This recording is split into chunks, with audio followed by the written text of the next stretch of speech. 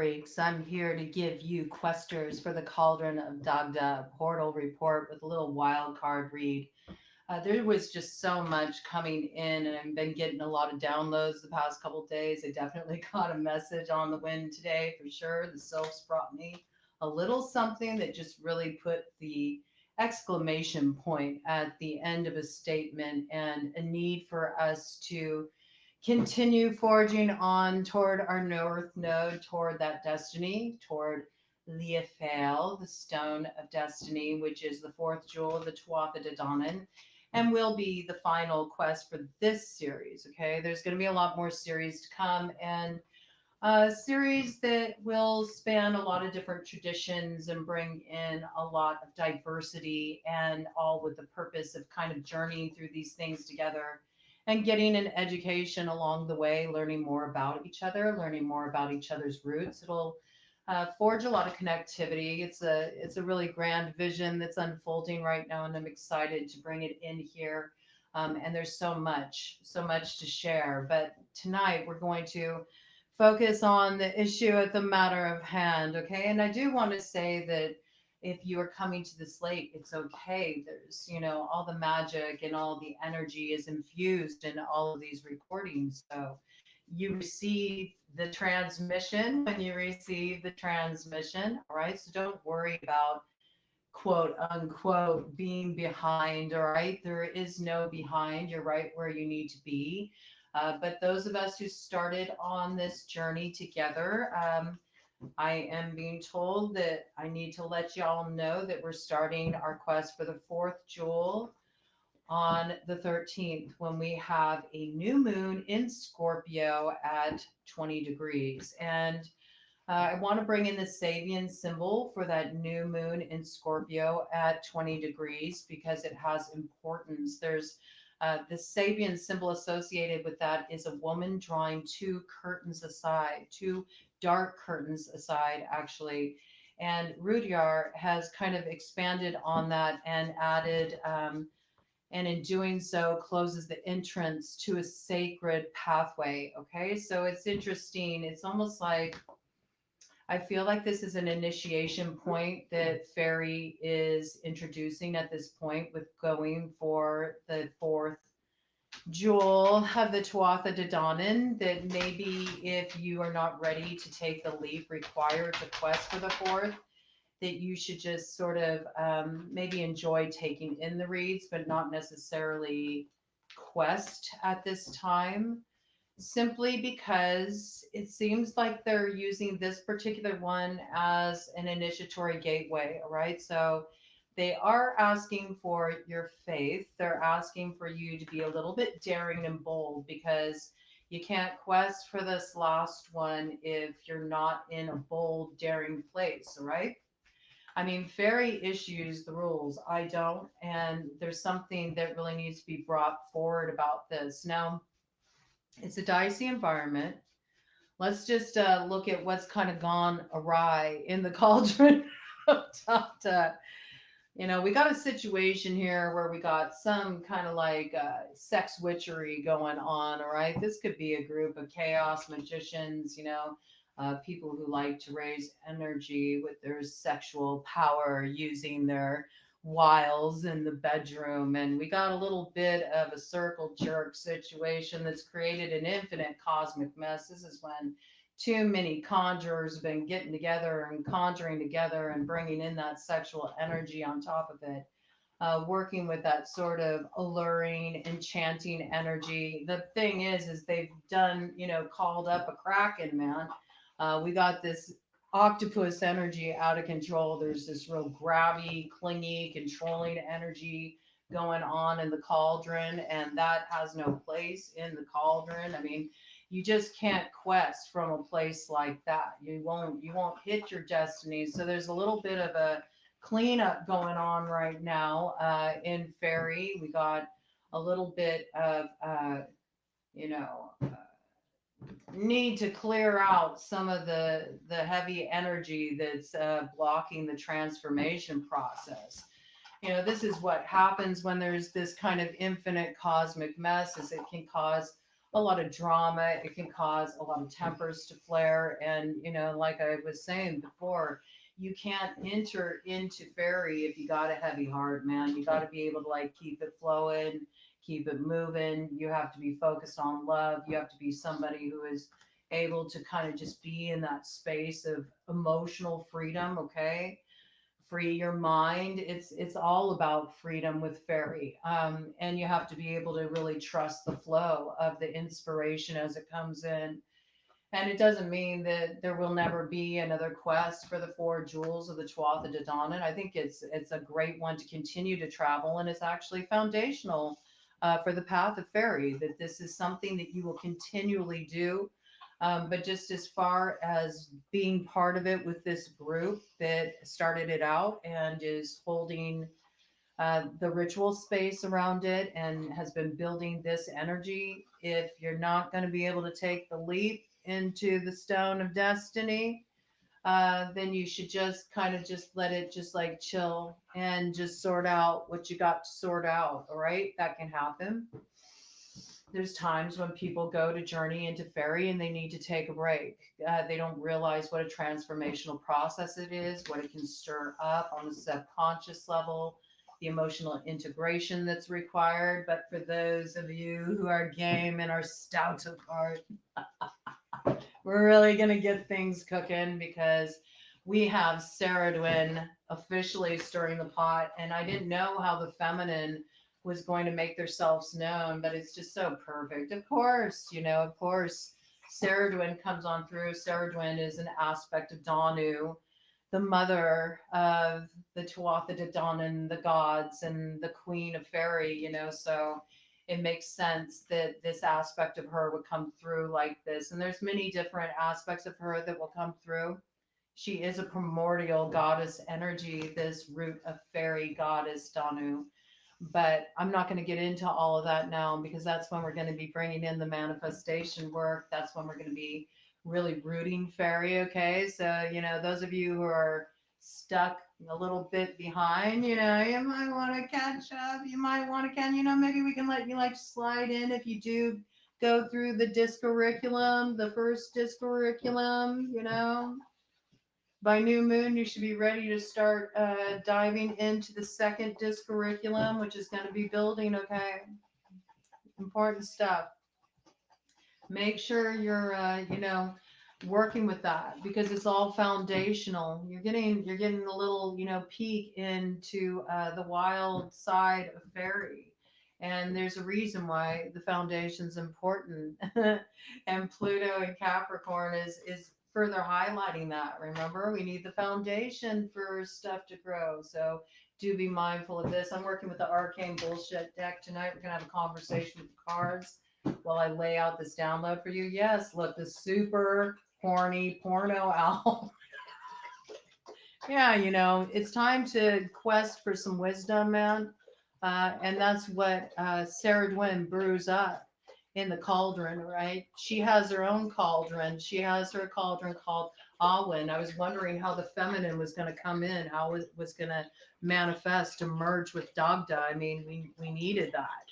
And, the cauldron can be viewed as that energy of the mother, but the mother and the father, like the masculine, the feminine, they have to come together to make the action that brings the creativity through. So I was really like curious. I was like, how's Danu going to bring this through? Because I'm just following the Awin myself. I'm just following the roots and just following the inspiration that comes on through. And came through as Cerridwen just so strongly. And then I laughed to myself because the way it was revealed, just with the whole basis of what kicked off these journeys really was my dream I had a few years ago where humanity was swimming as one great pot with otter weaving between us. Well, that otter is Cerridwen. And I'll go into that in a little bit more. We're going to do just a little Cerridwen 101. You will want to be very familiar with Cerridwen for the quest for the fourth jewel. And we're going to go really deep with it this time, okay? So we've been kind of like easing into this, but this final one here for the first round, I think we'll do this on a yearly basis, this quest for the 4 jewels of the Tuatha De Danann. It'll be different every time, right?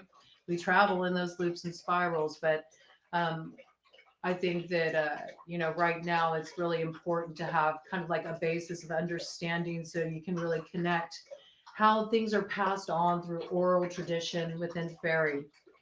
This is like, yeah, like I was saying, we got some people here that have been, creating an infinite cosmic mess. I feel like this energy that's out here, I got a specific message coming through that there was a sex witch that conjured up some juju that called forth the Kraken in form of a sexually transmitted demon, though. It's like you connect with this person's energy and then you pass it on. It's almost like it becomes like a glitch in the programming, man. It's like getting a bad download, man, like a virus, right? And then that passes on from one person to another, but it's happening all on the more esoteric level. It's like an energetic transmission that fucks up your frequency. That's what I got, man. And it causes there to be this like grasping energy where you feel controlled or you feel constricted, or you feel like there's something that's holding you back. You feel like this grabby energy, right? You could be the person that is feeling grabby, or you could be the person that's feeling like something's clinging to you. But this is the energy that's in the cauldron right now. And it's because of sexual conjuring, right? Sexual conjuring. And this seems like there's a group of people involved in this. I wouldn't doubt if it was a group of, chaos magicians getting together, wanking it off, Ted just said yes.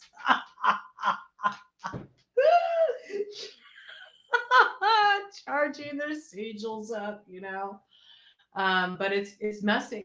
It's messy. And this stuff is actually, you know, needing to be ripped out of this book of knowledge, this knowledge that's wanting to be taken in. I mean, this super horny porno owl is like, kind of lost the plot at this point. And I feel like with that great horned owl there, it's like there's this knowing, of what's been going on in the dark, like what's been going on behind those dark curtains. It's seen very clearly because of an innate wisdom, which sort of brings in the energy of Cerridwen coming in now, because Cerridwen has certain gifts that she brings. She has the gift of prophecy. She has the gift of divination. She's a shapeshifter energy. And she also is really adept at mixing up a magical brew of 6 herbs and roots blended with sea foam that invokes the muse in her cauldron named Awin. And often people will call that musing energy just that spirit of Awin. That's what it is. It's that brew whipped up by Cerridwen. All right. And she has a specific reason why she brewed up this Cerridwen. And so might be giving a little bit of a clue as to what needs to be shifted in this situation. It's like, what head are you using right now? Okay. What head are you using right now? Because you see, Cerridwen is not only the guardian of the mysteries of the Druid bards, and so she therefore holds a lot of magic, and can impart a lot of magic when you allow yourself to be inspired by her. But in order to really truly receive what she imparts, there's a certain need to be ready to receive it, right? That's sort of what's holding things up in the cauldron, is there's a big mess and people are intractable, and there's a lot of fighting going on. There's one guy in particular that's raging for order. He wants some answers. This guy's kind of a taskmaster. It's this fucking guy. I almost see him as like, a pharaoh. It's got like Pharisees energies, waving a big stick, and he's talking a big talk. But I do feel like he's calling for, this mess to be sorted out. But there's sort of this piece that this is sort of happening on the periphery for some of you. Not all of you are like caught up in this action. There's those of you who have gotten to the point where you're just like, man, let it go, let it flow. Like, whatever floats your boat, man, I'm just going to continue swimming with otter here. I'm just going to continue swimming with otter here. So there's this piece that is like, okay, well, if you can't get to this place where you can really work with this energy that has an anecdote, okay, with this 20 degrees Scorpio, all right, we know that a gateway is closing. Like, this gateway to quest for your destiny is closing. You can get caught up in the circle jerk of the karmic loop, like that's an option. Everybody has free will, but it doesn't mean that everybody has to stay behind or be held back in that. Some people are ready to start living out their destiny now. They don't want to wait, They don't want to wait. They don't want to put it on hold for other people. And in fact, like, you never should put your destiny on hold for another person. You should always go with where the ah wind moves you, the knowledge that you've gained through wisdom of the lessons you've learned and the medicines you've grokked through the difficulties you've had to overcome. You're meant to use that medicine to fuel your fire, to guide you forward with passion and purpose. And some of you are really ready to go. And for those of you that are ready to go and you're ready to quest for that fourth jewel of the Tuatha De Danann, we're going to be doing that on new moon. New moon, it begins. Okay. New moon will be just a day of integration for you because I believe it falls on a Monday. Um, New moon is on the 13th. Okay. It's in Scorpio. And so it starts, of course, with dark moon. All right. So just use that day as a day to sort of like really make up your mind. It's time to like shit or get off the that energy is really coming through. I mean, what do you want to do? Do you want to stay in this, stuff that at the end of the day ends up being, sheets you want to tear out of that novel of your life? Are you ready to toss aside this old story? Maybe rip out those pages, give them a good burn. Are you ready to learn? It looks like there's some thinking with the wand here, man. So if that's the case, you want to learn about greater sensual mysteries. You might have to like turn the page. You know what I'm saying? You might need to rip those pages out. You might need to give those pages good burn and send some smoke signals and SOS like give me assist. Give me an assist to get a pass onto the ride, man, to head toward that Leah fail, right? But there is protection here. But we know that this true knowledge, like that's on offer, the fairy is making it very clear that this is going to be protected. Like not just any schmuck can get access to this. It's serious business with fairy. Fairy's no joke. You know they'll call your ass to the mat. They will. They won't play with you, man. And if you play with them by not taking it seriously, they may teach you some lessons kind of harshly. That's just the way it works. So do be aware of that. Do be aware of that. It's an important piece, Um, they really want to bring that in. So I'm respecting that. I'm respecting that they want to bring that in. Now, I want to talk a little bit more about this Sabian symbol. That's the anecdote for the situation we got going on here, okay? Because let's say you're kind of stuck and you don't know how to move beyond this present energy, right? You're not ready to step through. You're still stuck in this place of processing shadow. You're still clinging. Maybe the Kraken's got a hold of you, and you feel like you're at the bottom of a deep, dark sea, ocean of emotion. Um, you're gonna have to slay the Kraken, man. For some of you, this may mean that you're gonna have to, you're going to have to face off with that which you fear. You're going to have to step into your power. You're going to have to draw a line in the sand. This is going to be very necessary if you're going to hope to move forward at this point. It's up to you. Do you want your freedom? Or do you want to feel like you're held on a repeat loop? Okay. Because fairy can do that to you too. Look at this, man. King Fancy, don't lose the keys to the kingdom because the end is nigh. you know and there's only so long that you can get through life like this. I mean, this is bringing forward that big stick energy.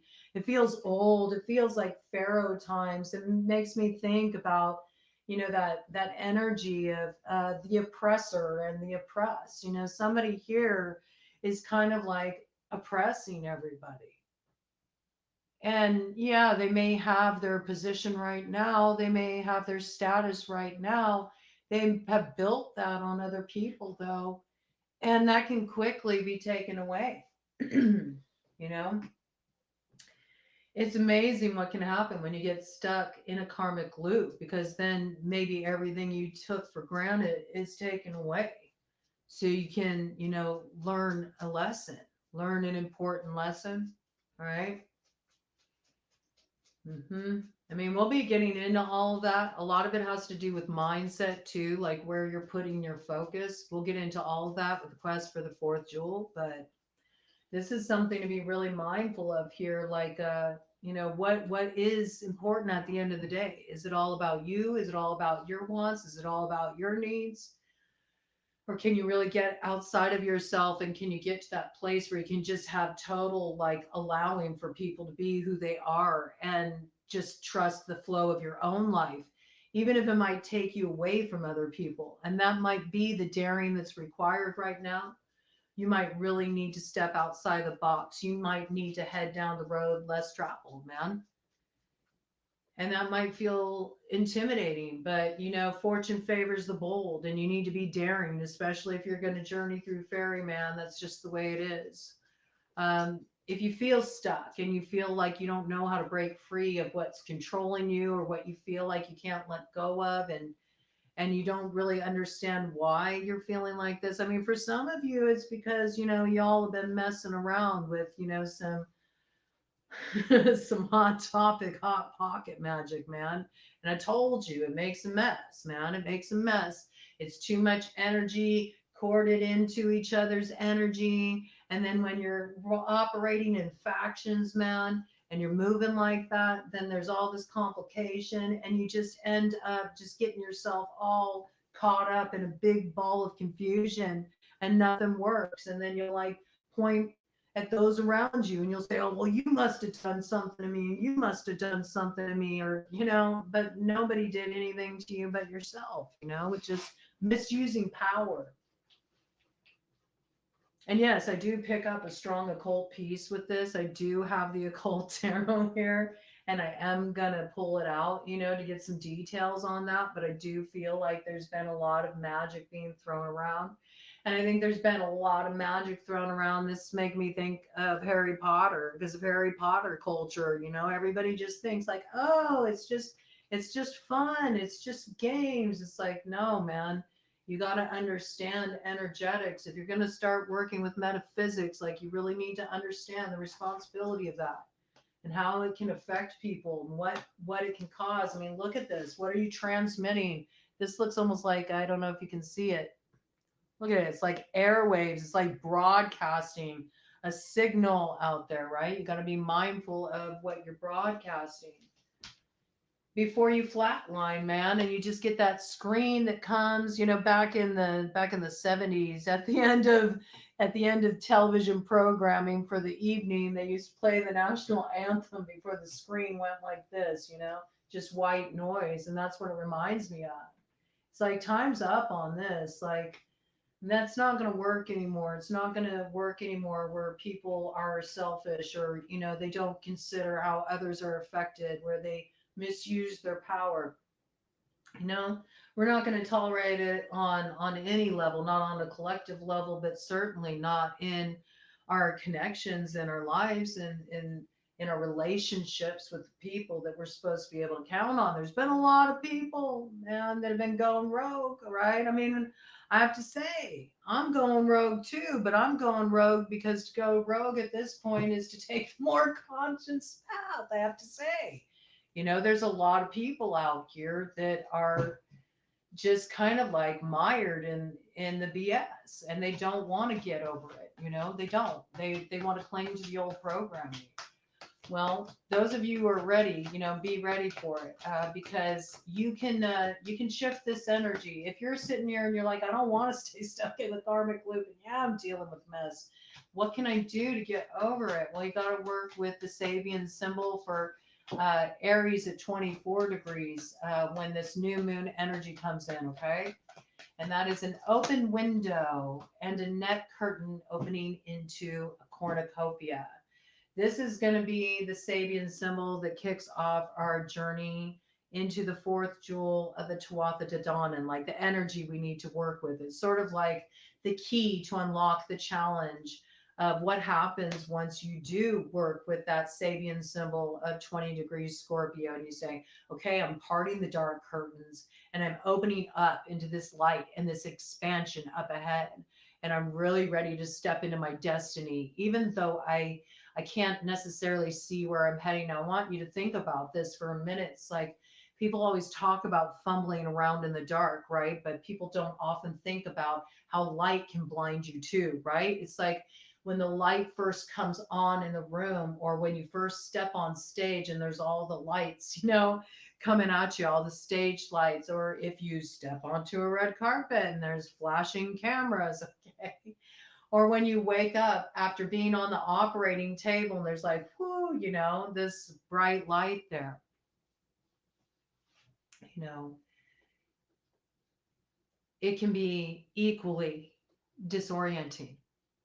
And it requires a lot to like navigate that territory. So it can be helpful to have these symbols to work with. These Sabian symbols can give us certain keys of where we can like put our focus, and that's what's going to help us navigate towards this fourth jewel. So if you're currently in this place where you're still in this karmic cycle, this karmic loop, this information can help you. If you're really like, no, I want to be ready to move on toward my destiny, it's as simple as just letting go. It's as simple as letting go. That is the gift of the cauldron of Dagda. Let go and enter the flow of transformation and trust where it leads you.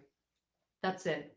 Anything you're struggling with, anything you're fighting with, anything that you're continuing to look back on, anything that you're holding on to for dear life, just see what happens when you let go and watch how it transforms. In fact, you may not realize that that's exactly what's causing the problem. And if you loosen your grip and you just trust, then all of a sudden you discover that, oh my gosh, everything I was looking for is right here. It's been looking for me too. But I've been so closed off to it. I've been so, stuck in my mindset and the stories I've told myself that are all, it's all that shadow boxing stuff. The Kraken's got a hold of you and is trying to pull you down, but you can cut yourself free, man. You can cut yourself free. And it's interesting when we look at the Kraken, okay, it does invoke that like octopus, kind of medicine, that squid kind of medicine. And we have many different things that come into play with that totem. And I'll probably do like a separate read on that totem. But one of the things that comes in with the octopus medicine is the number 8, of course, and that is the number of transformation, the power point, its actual manifestation. If you turn the 8 on its side, it's the infinity loop, right? So the connecting point in the center of that is you being able to come into the center between the past and the future, what is yet to be. And it's all also radiating and emanating out from you in all directions. You're drawing down the inspiration, the awe wind, and you're rising up, drinking up the knowledge of all your past experiences, your roots.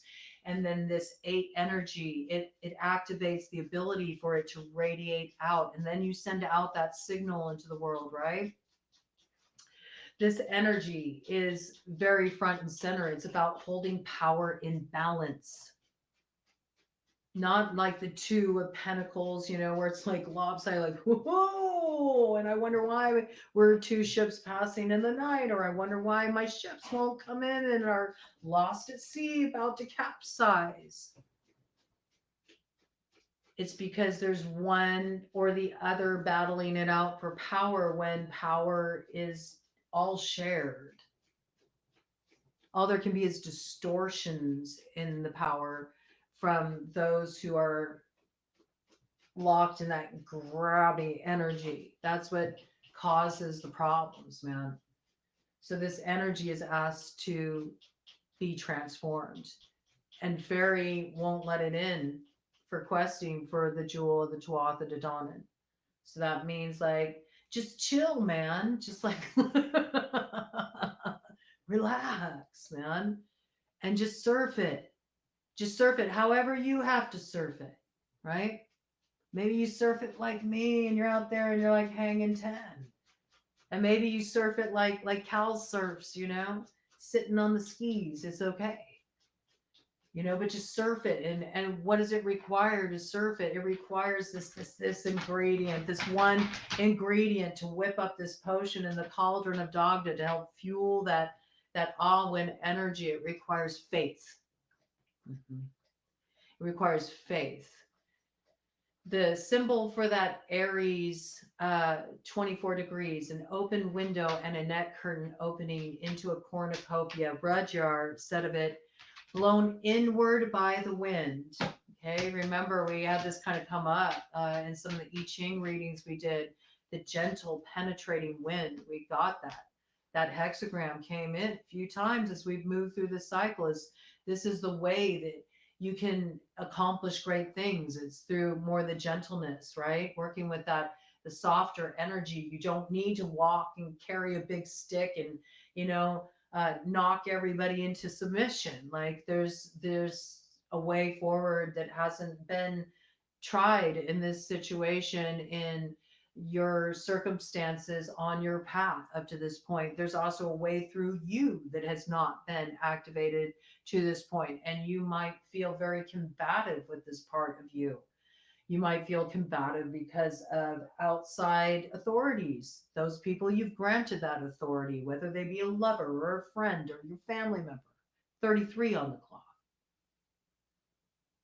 How can you make that a building block, You don't need to be a martyr, man, for anyone. And yeah, get off that cross. You don't need to carry that burden. Use that lumber, build a bridge, get over it. Tell yourself, I can let it go. Maybe it was not the right thing to do. And maybe, this person really did act unconsciously. And maybe what they did was horrible. Even in the worst case scenario, if somebody did something horrendously vile, like, do you really want to give this person free reign in your consciousness? Do you really want to continue to focus on them? Is that what you're wanting to like fill your hands with? You want to hold this instead of holding what wants to come in to like help fill all those places that feel so much hurt, so much loss, so much anger, so much rage, such a sense of injustice, whatever it may be, man. It doesn't mean that it was right. And this is why I always bring this piece in with forgiveness, because people talk forgiveness, man, and they think forgiveness needs to look a certain way. They got their BS, It has to look like this, and you have to be all pious, and the angels have to sing, and the clouds need to part, and the golden light shines down on you. It's like, no, man. Sometimes forgiveness just looks like, look, I'm just going to let it go. It happened. Yep. And I accept it. Yes, I accept it. Simply saying, yes, I accept it. And all I can do is make my own choices with the acceptance of this knowledge, of this wisdom. And once I make my choice, then it's up to me how my life frickin' turns out. If I want to sit there and I want to hold a grudge, if I want to be grudgy McGrudgerston and stay at the crossroads and try to, whip everybody into shape and bend them to my will, well, then, I'm going to miss out. And in fact, I'm going to get stuck in that karmic loop with them, which means everything will continue to just travel around the toilet bowl and in the end flush like one great big turd anyway. So, what is the point, man? You can let it go the easy way or you can let it go the hard way. It's up to you. But I would say, take the risk because, it's like Roger said, blown inward by the wind, right? That gentle penetrating wind. It just go inward for a minute, okay? And as you go inward, we just did that cocooning exercise, right? That reminds me of like those net curtains. That's kind of what a cocoon looks like. I don't know if you've ever held a cocoon, but it does have the inner insulated part of it. It looks like that initially. It looks like that. It looks kind of like net curtains. There's this like transparency to it.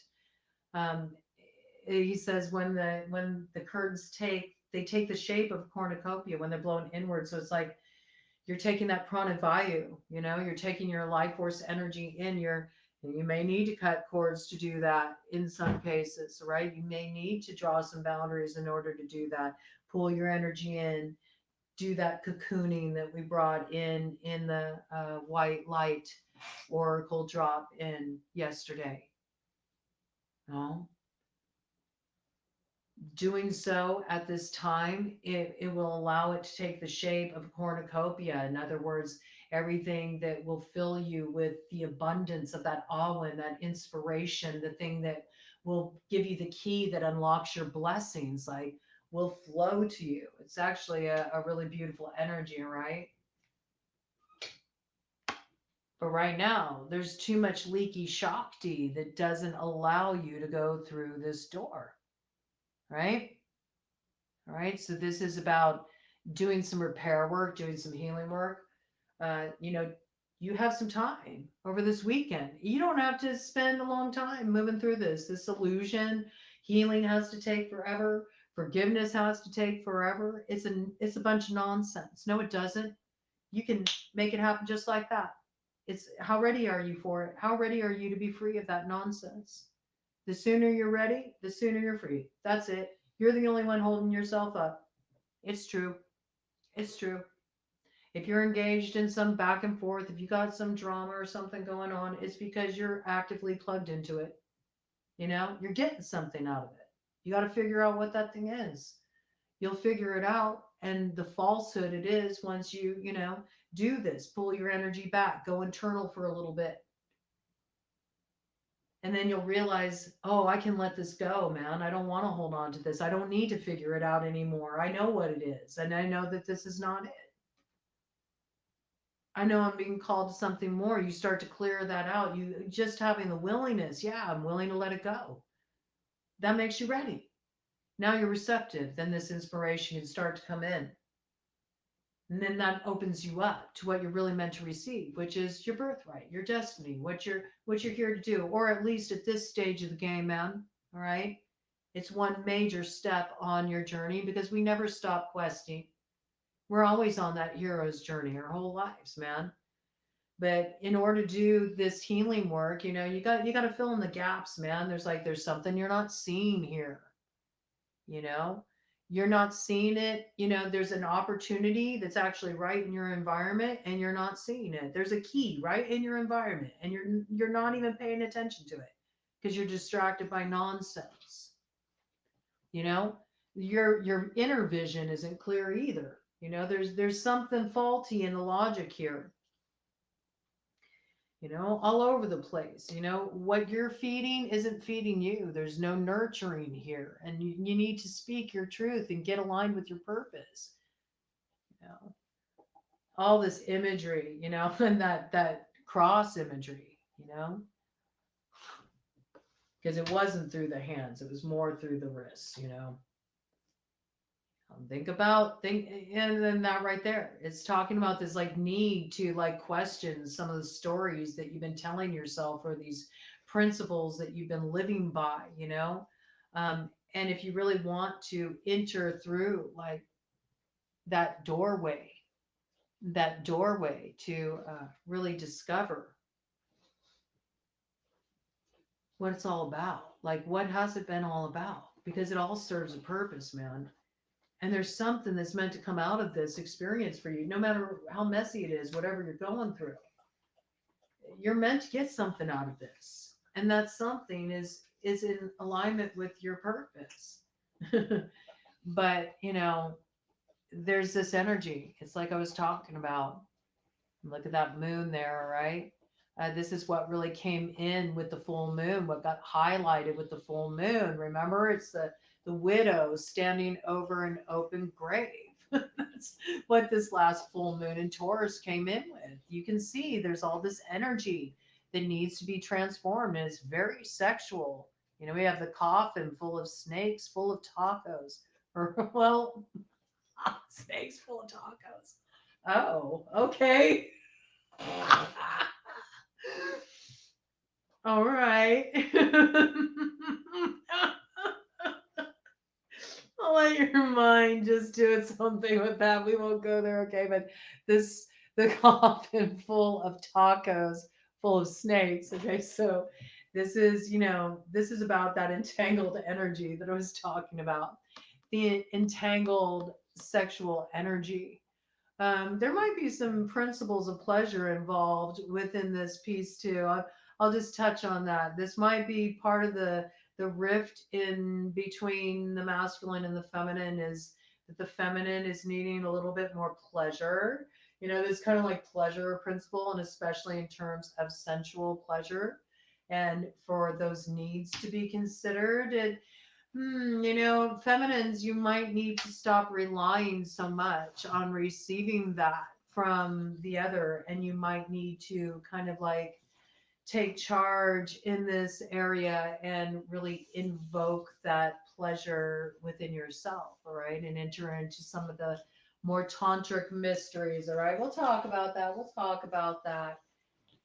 There's something here of wanting to deepen connection, wanting to experience a deeper, more profound kind of connection, especially in terms of intimacy, sexually, and what that looks like, and being kind of in this place of wanting to come into, that kind of a union, that kind of sharing on that level, and moving into that type of expansion, but recognizing that there's parts of the self that have just been held back, in which at the end of the day, it's just a cycle you're ready to end, of not really feeling a depth in that connection, just sort of like going over the same old ground, having these same kinds of experiences that keep taking you on these karmic loops, and wanting to get beyond that. But isn't this interesting? Look at this energy here.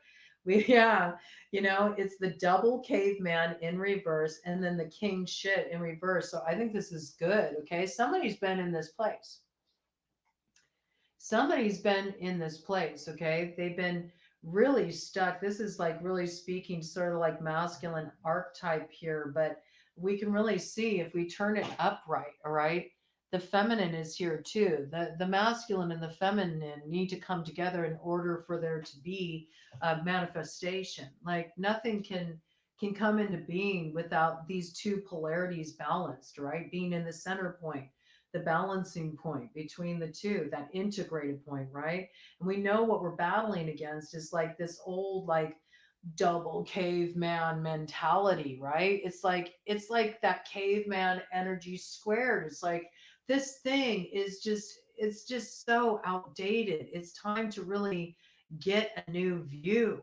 And maybe, we talk about evolution all the time. It's like, okay, well, humanity may have evolved from the state of the Neanderthal man, but is there really much difference between then and now? Like, it's time for a more radical leap, all right? It's time to really let this shit go. That's what I see this as, with it being in reverse. It's like this mentality of, me, this kind of like more self-interest as opposed to communal interest is really taken over, when one only considers their needs. Like, there's distortions in power and there's distortions in manifestation. And this is the whole problem, right? Yeah, it's the problem with the world. It's also the problem in your own relationships. It's the problem with what's mucking up your path as an individual, as an expression of that one energy, that I am energy activated, right? So I just want you to have a look at this, okay? And it's also making me think of Mahakala here. Look over the power center. First time I've seen that on this card. Mahakala is the devourer of all enemies of truth, but does so through compassion, though his outer expression is fierce, okay? So sometimes love is fierce. That's the way it needs to show up. And people misunderstand that too. Like, they misunderstand the many shades of love. And sometimes it is compassionate to just let something go, or it's compassionate to just put a boundary down, a firm boundary down. It might seem harsh to somebody else, but that may be exactly what's required in that situation. And it's about accepting these things and saying yes to these things, and yes as it comes through, and don't hold yourself to some kind of like Princess Pollyanna perspective that you have to be all virtuous and pious and put on a good show when you're releasing things and coming to a place of forgiveness. Because for you, forgiveness may just look like letting go, and may be the most compassionate thing to just say, you know what? Yeah, that was messed up. That was a bunch of BS. And I also got a lot of BS about it too. I got a lot of belief systems about it. And I recognize this stuff is just cramming up my consciousness because I just keep thinking about this stuff. And it doesn't allow me to see anything else. It's like my whole focus. And I got places to go. I got things to do. I have experiences to have. So I'm going to flush it, man, and I'm going to give the finger to it. And I'm going to say, I'm done with that time in my life. And this is who I am now. And you can talk and you can judge and you can feel whatever you feel about it. And it's all good, man, because I'm free. And you are too. And I hope you figure that out and catch up. I hope someday our paths meet again from a different place of perspective, a different place of understanding. It's interesting because somebody said something to me a long time ago, and at the time it was like, yeah, that really resonates, and it felt really true to me. But now I don't believe it anymore. It's just some BS that I want to flush, man. I'll tell you what the person told me. They told me that, you know, if you meet somebody and let's say, one of you has been really focused on a growth process, maybe you've been going through therapy, you've been doing a lot of intensive healing work, you've been accountable, you've been working through your issues. And let's say you meet someone, you just feel this spark, the person feels like a soulmate. You're like, this is like soul union here, man. Like, my soul recognizes your soul. We're kindred here, man. And however that plays out, it doesn't have to be like somebody that's a lover. It can be somebody who's a friend, or just somebody you feel this unnameable connection with. Like, the awen flows between the two of you. The inspiration, the musing, it flows between two of you. Maybe you're supposed to create something together. Who knows? But let's say that person that you connect with, it's brand new to them, or they're on a different track, or in some way there's just they haven't really looked a lot into their inner self. Maybe they've been more focused on like chasing the American dream, or making it up in the corporate world, or the things that money can buy, the status, that shit. And so, this person told me, if you're in a situation like that, you're going to keep growing, and you got to understand that that person's never going to catch up to you. And I believed that, I believed that for a while. And now I just see it's just some BS, man, that needs to be flushed. Because I was thinking about it the other day about how, I can like become a different person just like that. And when I mean different person, I mean I can shift into a place of really just like getting over my BS at rapid rate now. It's like the more that you grow and the more layers you peel away and the more you get down to, the core of it, the meat of it, like your true essence, the essence that is you, which is I am. You recognize like, oh wait, man, am I just holding myself up here?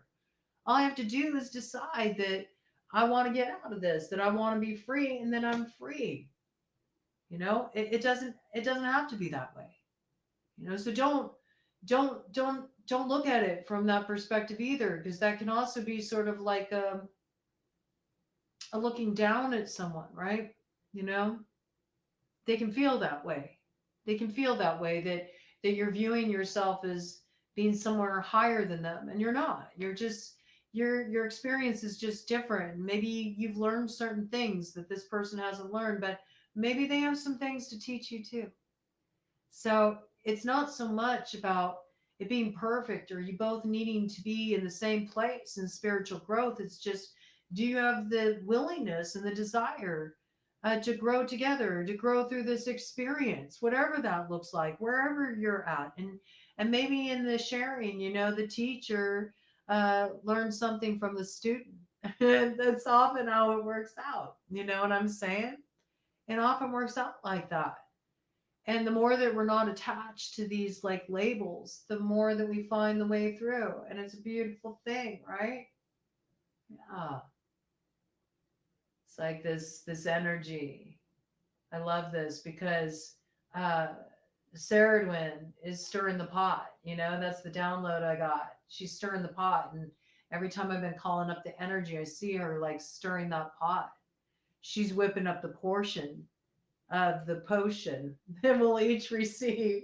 I was going to just say the potion, but the portion of the potion. Well, that brings me into the lore of Cerridwen, which I should give you this little introduction before we wrap up here, because I think it's important for you to understand who's coming in. We'll dive into her more deeply, but um, Cerridwen um, is also a guardian through that portal of rebirth. Okay. She helps us make that transition from the old into the new. And she does this through enlivening us with inspiration, musing energy. Um, Taliesin. We know all about Cerridwen because Taliesin, who has associations with Merlin, was so inspired by Cerridwen that it made him go into these episodes of bardic, poetry, and these became oral traditions. So there's something that's wanting to come through you now in the same way. And it's rising up out of the very thing that at one time was what ailed you, right? It's what ailed you. But there's this piece here where I'm thinking of penguins too, penguins and guarding that birthplace of, creativity gestating. We've been working so much with this symbolism, right, of the egg in many different ways. And there's, the symbol of the cosmic egg that the serpent's wrapped around, again, that the circular pathway that for every skin shed, there's a new one that's embodied, right? There's this shifting, this changing in consciousness. But when there's that egg, it's like penguins, right? Both the masculine and the feminine, they share the role of really protecting, right? And the masculine is so sheltering of those eggs, like guards those eggs and ensures that nothing happens.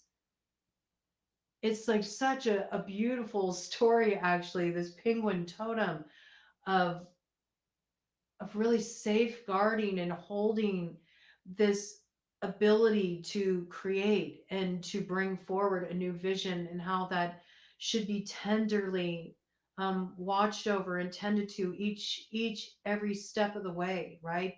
Each every step of the process by coming onto the same page between those two aspects of ourselves. We can't just be all about our thoughts, our intellect, in our minds. We can't just be totally awash at sea with emotion in our hearts. It's about bridging the two to that place of instinctual knowing, you know? And then we get a little bit of that medicine as we're stirring the pot, right? As we're stirring the pot in our lives. And, we see like some of our creations go awry. Maybe some are a little bit dramatic. Oh, we get a few of those drops on our hand, and we take in that elixir of life, and then we go on that journey that will be, are you ready to be the master of the hunt? You know, are you ready to be that master of the hunt? Are you ready to shoot your shot?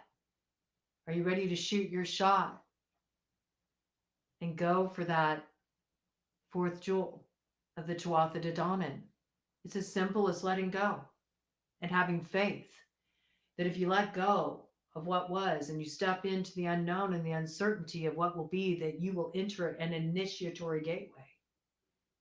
And your road will rise up to meet you, and you'll enter that chase, that quest for power, right? But that quest for power and the movement forward with the horse medicine, it doesn't come until first you let the old way come to an end. You have to accept the deaths in life and experience the release. What's on the other side here? Hungry wolves again. We had this imagery come in before. It's all these different aspects of you. Wolf is also totally guided by instinct. Totally guided by instinct. So, what are your instincts telling you right now? What is the observer in you telling you right now? What is the truth teller wanting to express right now? Right? What is that sacred? Actually, this is more the observer I see here, charting out the pathway.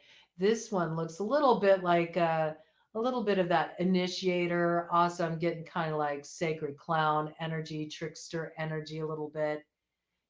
Where's the one with, that's got, it's okay.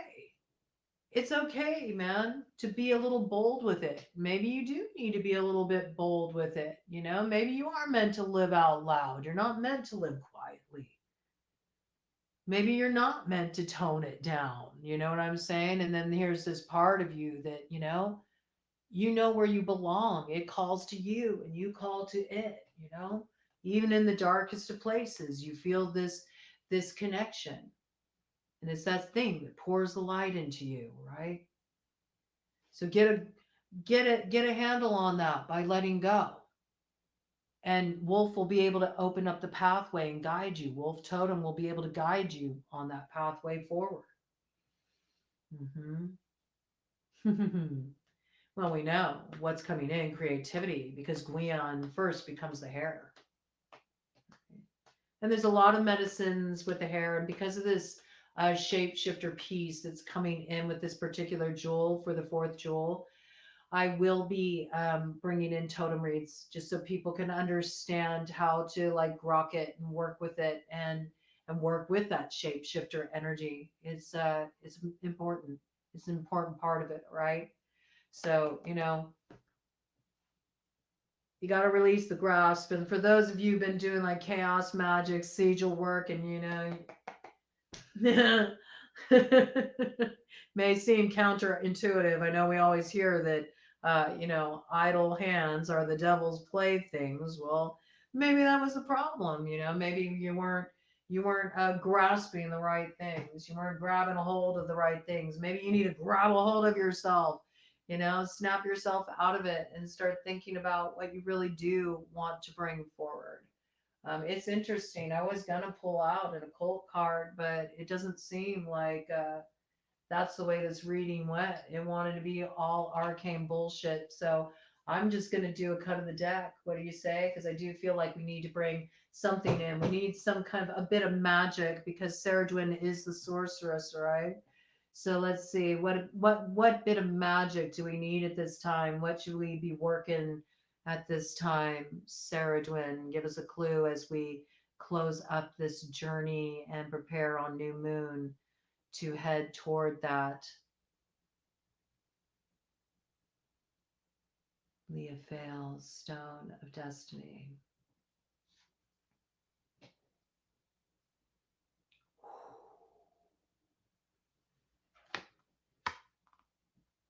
The devil.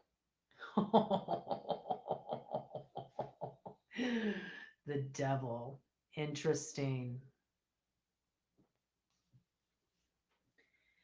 Makes one worse off than ever before, tricks mortals into being bound. You got to overcome this devil.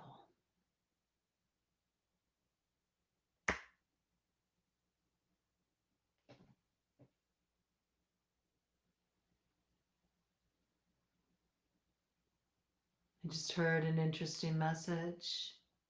Maybe you think the devil's outside of yourself, but really, it's the devil inside.